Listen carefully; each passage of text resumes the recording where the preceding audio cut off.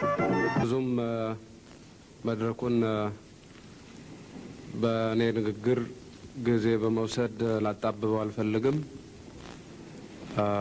ወደ የናንተን አስተያየትና ጥያቄ ለመስማት ነው በዋናነት የምፈልገው። ይሁንና ውይይታችን ከመጀመራችን በፊት እዚያ ያላችሁ ኢትዮጵያውያን ባለፉት 2 ዓመታት በአገራችን የተለያዩ ፈተናዎች በታዩበትና የተለያዩ ፈተናዎች በተደቀኑበት ሁኔታ የተለያዩ የፖለቲካ አመለካከቶች ቢኖራችሁም በጋራ ለአገራችን ሉዓላዊነት በመሰለፍ ላበረከታችሁት አስተዋጽኦ በመጀመሪያ በታላቅ ስሜት ላመሰግን እፈልጋለሁ።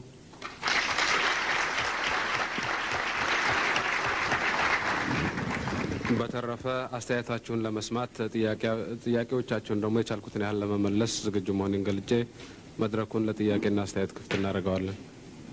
እንኳን ደህና መጡ። እኔም ለላስ 8 ዓመት በፐርሰናሊ እርሶንም ሆነ የኢህአዴግን መንግስት ስቃወም የቆየው ኢትዮጵያዊ ነኝ። አምባሳደር ብርሃኔ ያውቃሉ። አሁንም በብዙ ጉዳይ በኢህአዴግ በሚያደርገው በብዙ ነገር አልስማማም። እርሶም በእኔ ላይ ስማሙ ይችላሉ ማለት ነው። ነገር ግን አሁን ብዙ ጥያቄዎች አሉ። ግን አንዳንድ አለፍ ብዬ ልጠይቅ ተፈቀደልኝ። በተለይ ከመጀመሪያውን በመቀየር ሁኔታ ሌላው ጥያቄ የአሰብ ጉዳይ ነው። መቼም ቤቱ በጠቅላላ ይህን ጥያቄ የሚያቀርብ ይመስለኛል። ግን የአሰብ ጉዳይ በጣም ለሁላችን በተለይ የእርሶ ንግግር የኤርትራኖቹ ግመል ያጠጡበት የሚል አመለካከት ተናግረው ነበር ከዚህ በፊት። በእርግጥ ንግግሩ የኢትዮጵያ ካልተጠቀመችበት አሰብ የግመል ማጠጫ ይሆናል የሚል ነገር ነው ይመስለኛል አባባሉ። ግን ኤርትራኖች ደግሞ ከግመል ማጠጫ ሌላ ሊጠቀሙበት የሚችሉት ኮንዲሽን ይፈጠር ይሆናል። ደግሞም እየታየ ነው። አሁን በቅርብ ጅቡቲ ላይ እንደሚያደርጉት የጅቡቲን ወደብ በኮንትራት ደረጃ ተሰጥቷል ለሌላ አረብ መንግስት። እነዛ ሰዎች አሁን ኢትዮጵያን በፈለጋቸው መንገድ ታክስ ሊያረጉ ረፉ አትረፉ ደሩ አትተርጉ ለማለት የሚችል መብት አላቸው። ኳታር በእርግጥ ያውቁት እንደሆነ አላውቅም። ኳታር ምን ብሏል? እና ነገ ደግሞ ግብጾቹ ናቫል ቤዝ ሊያደርጉት የሚችል ኮንዲሽን አለ በአሰብ ደረጃ ላይ እና ብዙ የሚያከራክር ነገር ስላለ ደግሞ እርስዎ ሆነ በቅርቡ በኦክቶበር ላይ የኢትዮጵያና ይሁን የኤርትራ ምን ይፈረማል የሚል ነገር ሰምቻለሁ። እና ይሄ የኮሎኒያል ትሬቲ ምን ያህል ሪሊ ይህንን ስምምነት ኢትዮጵያን በተለይ ባህር አልባ ያረጋት እንደሆነ ማረጋገጫ እንዲሰጡን እንፈልጋለን። ምክንያቱም ከሴኪሪቲውም በላይ የኢትዮጵያ አንድ መኪና ሰርቶ በር ማጣት ማለት ነው የአሰብ ጉዳይ ለኢትዮጵያ ሕዝብ። ስለዚህ በዛ ላይ አተኩሮ ማየት እና ብዙ ታሪካዊ የሆነ ነገር የዚህ የቀይ ባህር ምን የሚባል ድርጅት ተቋቁሞ ስለዚህ ስለ አሰብ ጉዳይ ባለፈው ማክሰኞም ሰላማዊ ሰልፍ አድርጎ ነበር። ይስሙታ አላውቅም። ወደ 20 ፔጅ የሚሆን ዶኩመንት ለስቴት ዲፓርትመንት አቅርቧል። አይ ቲንክ ኤምባሲው የሚደርሰው ይሆናል እስካሁን ድረስ እና ያንን ዶኩመንት አትሊስት አይቶ ህዝቡም እንዲመክርበት የኢትዮጵያን ፓርላማው እንዲያየው እንደ ህዝብ ያልመከረበት ያልፈለገው ነገር ዝም ብሎ በመንግስት ብቻ ሳይን ተደርጎ ምን ያለ ነገር ወደፊት አስቸጋሪ ሊያስጠይቅ የሚችል ነገር ስለሆነ በዚህ ላይ ቢያስቡበት። ወይንም ኢትዮጵያ ዚስ ታይም ጦርነትን መግባት አትችልም፣ አሰብንም መዋጋት አንችልም፣ በጣም ችግር አለባት፣ ደሃ ሀገር ነች፣ ኤርስ ይጨርሳታል፣ በሽታ አለባት እስከተባለ ድረስ ይሄ አሁን አትሊስት አንፈልግም አሰብን የሚል ነገር ትቶ የወደፊቱ ትውልድ እንደገና አንስቶ የመከራከር እድል እንዲኖረው የሆነ ሲግኔቸርም ሆነ ዶክመንት ላለማድረግ የሚቻልበት መንገድ ካለ ያንን የኢትዮጵያ መንግስት ቢፈልግ ከነዚህ ኮሚቴዎቹም ጋራ ደግሞ የሆነ ነገር ንግግር ቢጀምር በጠቃሚ ይሆናል። ብዙ ኢትዮጵያውያኖች በዚህ አካባቢ ስላሉ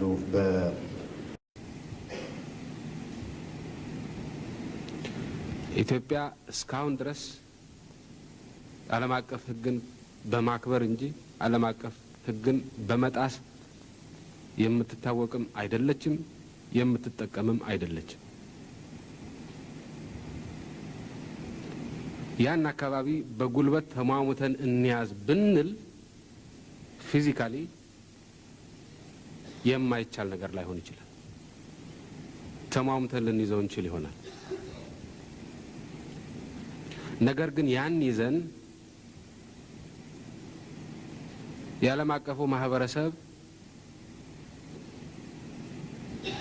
ኖርማል አባል ሆነን መኖር አንችልም። በሰዎቹ አባባል ፓራያ ስቴት ነው የምንሆነው። የተነጠልን የተወገዝን አገር ነው የምንሆነው። በአሁኑ ሰዓት መነገድ ይኖርብናል። በአሁኑ ሰዓት ኢንቨስትመንት መሳብ ይኖርብናል። በአሁኑ ሰዓት ለልማት የሚያስፈልገን እርዳታ ማግኘት ይኖርብናል። ከጠቀሜታ አንጻር አሰብን የምናየው ለልማታችን አስፈላጊ ነው በሚል ነው። በጉልበት እንያዘው ብንል ግን ስንለማ ሸቀጦቻችን የሚወጡበት በር ይጠፋል በሚል ሂሳብ ያንን በር በጉልበት እንያዝ ብንል ግን የሚወጣ ሸቀጥ ማምረት ማንችልበት ሁኔታ ነው የሚፈጠረው። ስለሆነም ወደቡም ያዝነው አልያዝነው ለውጥ አያመጣም። ያኔ በወደቡ ተጠቅመን ልንሸጠው የምንችል ሸቀጥ አይኖረንም። የተነጠልን የተወገዝን አገር እንሆናለን። ፓራያ ስቴት እንሆናለን። በእንደዚህ አይነት ሁኔታ ከድህነት መላቀቅ የምንችል አይደለንም። አሁን ያለው የዓለም አቀፍ ኢንቫይሮንመንት ታውቁታላችሁ። ዓለም አንድ መንደር የሆነችበት ሁኔታ ነው። ከዚህ ዓለም አንድ መንደር ከሆነችበት አካባቢ ተነጥለናል፣ ማርጂናላይዝድ ሆነናል ተብሎ ነው በአፍሪካ ደረጃ ውታው የሚለቀቀው። ግሎባላይዝድ ከሆነው ኢኮኖሚ ተጠቃሚ መሆን አለብን፣ መሳተፍ አለብን፣ መግባት አለብን እየተባለ ነው የሚነገረው። ከዚህ የባሰው ነው የሚያራርቀን፣ ተጠቃሚ እንዳንሆን የሚያረገን ወደብ ምኑ ነው የሚጠቅመን? በጉልበት እስከሆነ ድረስ። ስለዚህ ያን አካባቢ በጉልበት መያዝ ከመርህ አኳያ ያስኬዳል አያስኬድምን ለጊዜው ብንቶ ከጥቅም አንጻር ያስኬዳል አያስኬድምን ብቻ ብናይ የሚጠቅመን አይደለም። ጨርቃ ጨርቃ መረት ነው። ያን አካባቢ በጉልበት ይዘን እንደ በአካባቢው እንዳሉት የመንደር ጎረምሶች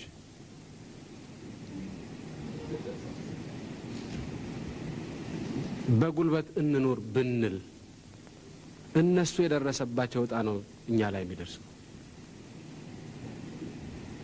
አንድ ባህር ተሻግረን አንድ ትልቅ ጎረምሳ አለ። የዛሬ 10 ዓመት የአካባቢውን ሀገር ለመንጨት የፈለገ እስካሁን ድረስ በምን ሁኔታ ላይ እንዳለ ሁላችሁም ታውቃላችሁ። ያው ማአት ዘይት ያለው ሀገር በረሃብ እየተጎሳቆለ ነው። ስለዚህ ለአሰብ ብለን ድህነትን መንጋብዝበት መነጠልን መንጋብዝበት ምክንያት ሊኖር አይችልም በጉልበት እስከሆነ ድረስ።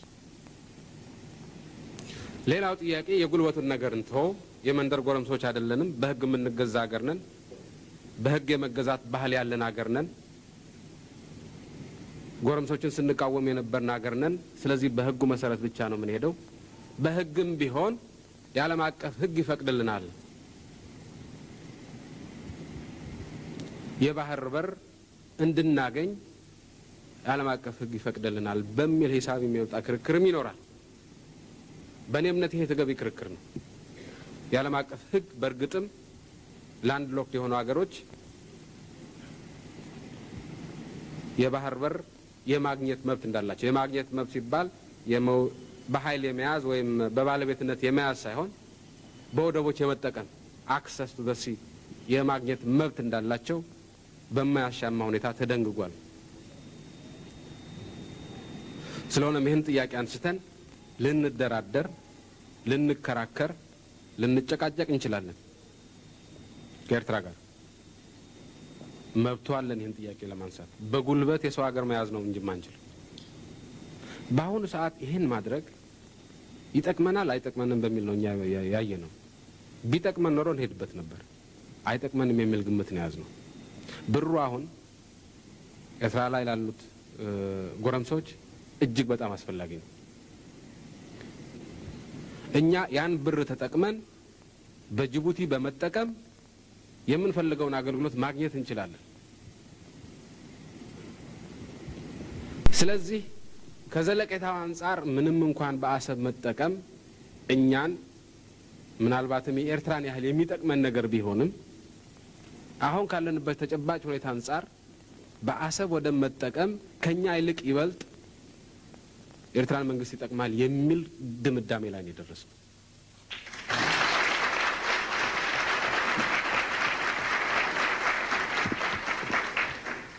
ስለዚህ በኤርትራ የሚኖረው ሁኔታ ለዘለቄታው የሚመች እየሆነ እስኪሄድ ድረስ ይህን ጥያቄ በእንጥልጥል ብናቆየው ይሻለናል ነው ያልነው። ለዘላለሙ በአሰብ ወደብ የመጠቀምን ጉዳይ የዓለም አቀፍ ሕግን ተንተርሰን አናነሳም ያልንበት ምክንያት የለንም። በአሁኑ ሁኔታ በጉልበት የሰው ሀገር ለመያዝ ሞክረው ሳይሳካላቸው በቀረበት ሁኔታ ይህም የራሱ ፖለቲካዊና ኢኮኖሚያዊ ተጽዕኖ በስርዓቱ ላይ ባሳደረበት ሁኔታ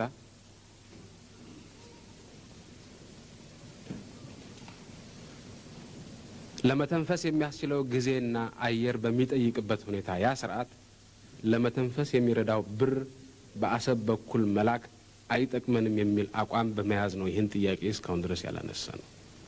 ወቅቱ ሲደርስ ጠቃሚና አስፈላጊ ነው ብለን የምናይበት ደረጃ ላይ ስንሆን እናነሳዋለን።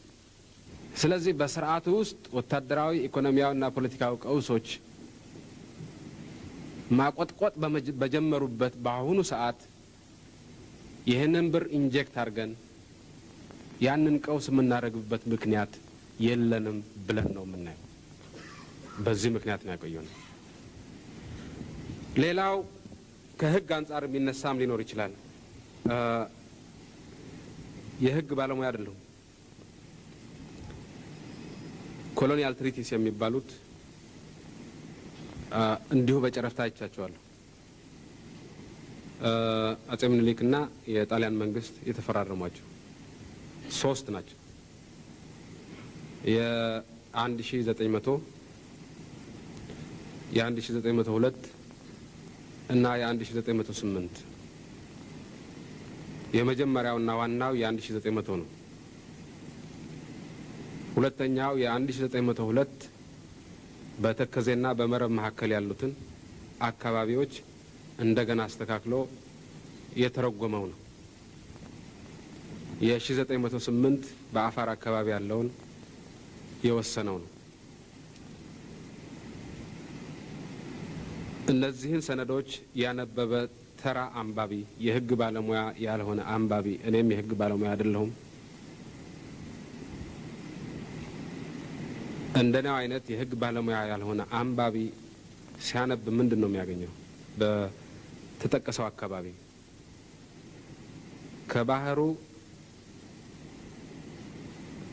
ከባህር ዳሩ ወደ ውስጥ ፓራሌል የሆነ 60 ኪሎ ሜትር ስዕል ይሳላል ነው የሚለው ትሪቲው የ1908። እንግዲህ ይሄን እንደሚሆን አድርጎ ተርጉሞ አሰብ የኛ ነው ማስባል የሚቻል ከሆነ ማየት ይቻላል። ከባህር ዳር ወደ ውስጥ 60 ኪሎ ሜትር መሄድ ካለ አሰብ የኛ ሊሆን አይችልም ከተባለም ያው በፍርድ የምናየው ነው።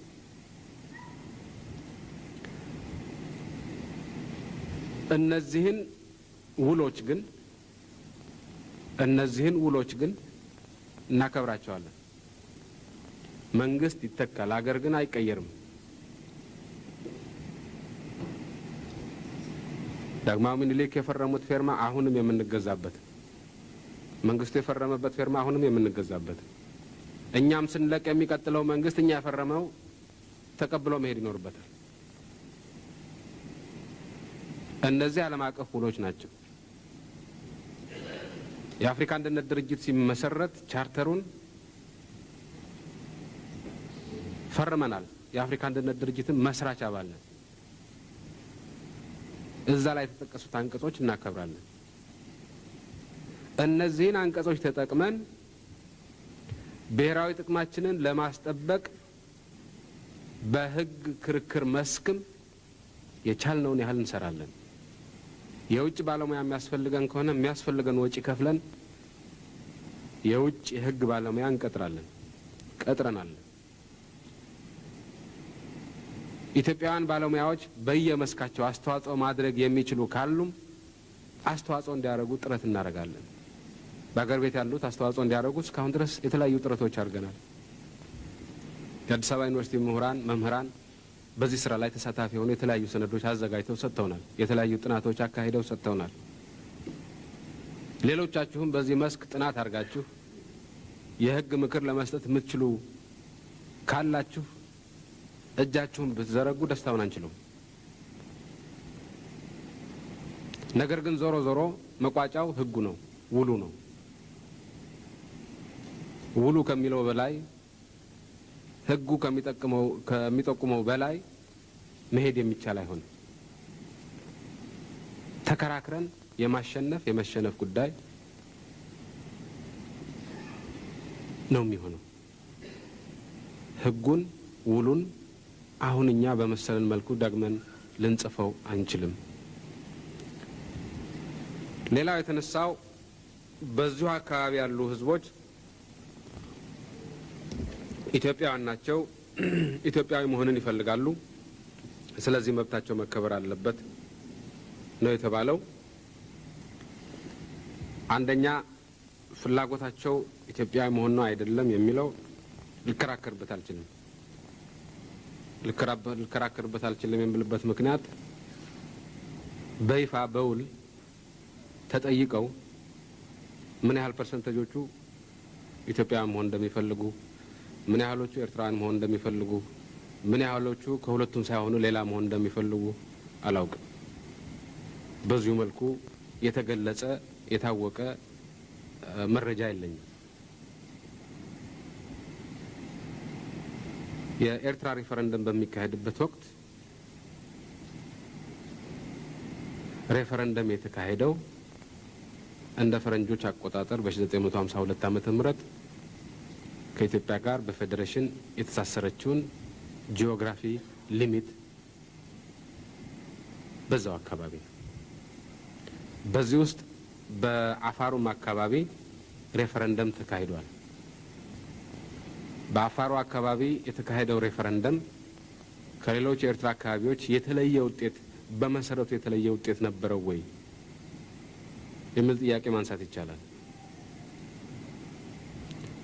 እኔ ያየኋቸው ሰነዶች ያንን አያመለክቱ።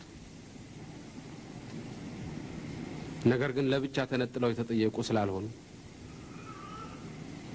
ኤርትራ ኢንዲፔንደንት ብትሆን ትደግፋለህ አትደግፍም ስለሆነ ጥያቄው በዛ ላይ ያላቸው አቋም ብቻ የሚገልጽ ስለሆነ የመጨረሻ አቋም ነው ላይባል ይችል ይሆናል። የሆነ ሆኖ ግን ከኛ አንጻር የነበረብን ግዴታ በዛው አካባቢ ሪፈረንደም ማካሄድ ነው። በዛው አካባቢ ሪፈረንደም አካሂደናል፣ የዓለም አቀፍ ታዛቢዎች ባሉበት። እነዚህ ዓለም አቀፍ ታዛቢዎች የሰጡን ውጤት እነዚህም ሰዎች ከሌላው ጋር አብረው በኤርትራ ውስጥ መኖር የሚፈልጉ መሆናቸውን የሚጠቁም ነው። ከዛ ወደ አስተያየታቸውን ጠይቀው ማነው ለውጠው ሊሆን ይችላል መብታቸውን። ከዛ ወዲያ ግን ኤርትራ አንድ ሌላ ሉዓላዊ ሀገር ነው። በሌላ ሉዓላዊ ሀገር ላይ ገብተን የዚህን ህዝብ መብት አስከብር የዛኛውን ህዝብ መብት አስከብር ማለት መብት አለን ብለን አናይም።